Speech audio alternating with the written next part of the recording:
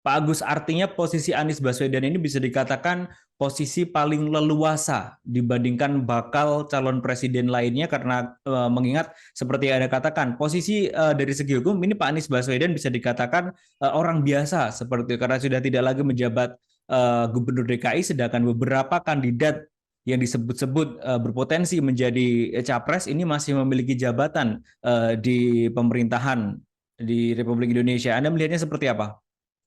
Baik, terima kasih Mas. Kalau soal efektivitas dan leluasa, itu menurut saya ya, sebetulnya Anies hanya diuntungkan leluasa dalam aspek waktu. Hmm. Kalau dari aspek keuntungan ekonomi politik dan popularitas, dia tidak diuntungkan. Hmm. Yang lebih untung kalau seseorang itu dalam posisi jabatan. Di Indonesia itu semua pemimpin politik itu selalu berada dalam posisi jabatan publik ya, entah menteri, gubernur, calon presiden, calon beberapa jabatan di kementerian dan seterusnya ya. Itu lebih diuntungkan secara ekonomi politik karena tidak usah mempopularitaskan diri, nama dan reputasinya itu dihitung dan dilihat publik.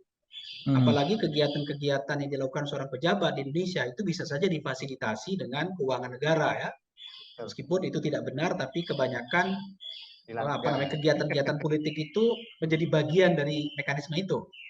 Sehingga kalau saya melihat posisi Anies hari ini cuma untung dari aspek waktu saja, tapi dari aspek popularitas, kerja keras, ekonomi politik itu mahal harganya ya.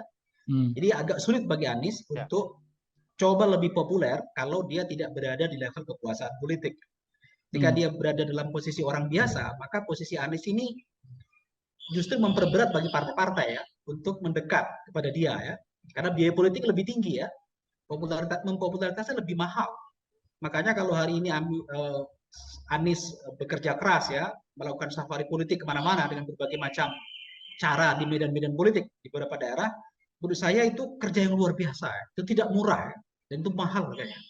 Maka ini risikonya cukup tinggi bagi partai-partai menyokong Anies ya.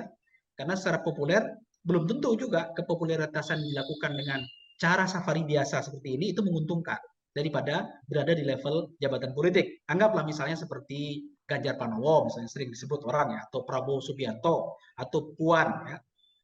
Itu jauh lebih diuntungkan karena berada di level kekuasaan politik. Semua media akan mendekat. Dan prinsip kekuasaan di Indonesia itu madu. Siapapun yang memiliki kekuasaan itu madu. Semua orang akan datang dengan sendirinya. Dan popularitas itu akan didapat secara alamiah.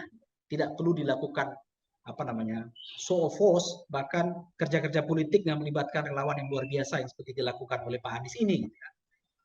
Banyak contoh sih yang sudah berhasil ya. Salah satunya tentu saja Pak Jokowi ya. Yang dulu dalam posisi dia menjadi gubernur DKI, posisi dia adalah wali kota Solo. Ketika dia menjadi calon presiden, posisi dia adalah gubernur DKI gitu ya.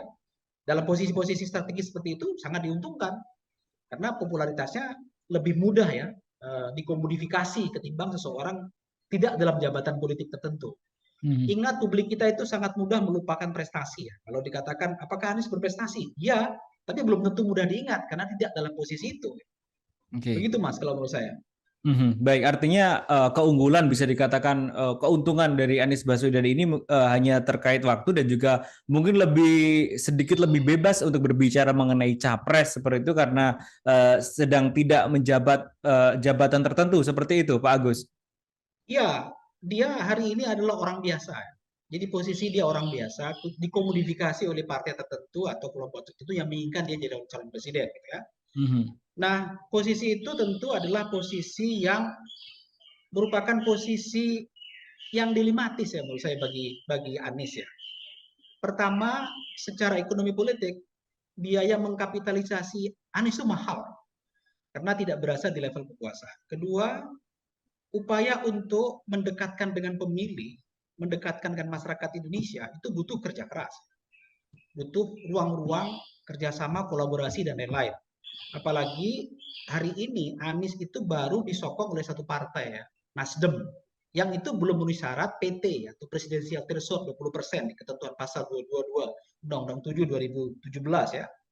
Belum tentu juga ada partai yang mendekat. Kalau nanti partai nggak mendekat, repot juga. Jadi Mas Luh ini kerja kerasnya belum tentu berhasil juga. Kecuali sudah resmi ya kemarin Demokrat sudah didukung Nasdem sudah dukung Demokrat misalnya atau PKS, kan cuma ada 2 partai yang saya kira dekat dengan Anies ya dan Nasdem ya. Kemungkinan Demokrat, kemungkinan juga PKS. Tapi kalau 2 partai ini nggak mendekat, Nasdem itu nggak cukup mengusung dirinya sendiri. Ya. Jadi kerja keras yang dilakukan bisa sia-sia gitu. Menurut saya yang terpenting bagi Anies dan Nasdem itu sebetulnya bagaimana mendekatkan Anies ini dengan partai-partai lain gitu ya, supaya terpenuhi syarat 20% presidensial threshold. Itu pintu itu yang lebih penting ya daripada dia safari menurut saya. Karena safari itu kan bisa dilakukan ketika sudah kuat jaringannya. Tentu jaringan partai penyokong ini penting ya. Hari ini kan baru menggunakan jaringan Partai Nasdem dan para relawan gitu ya.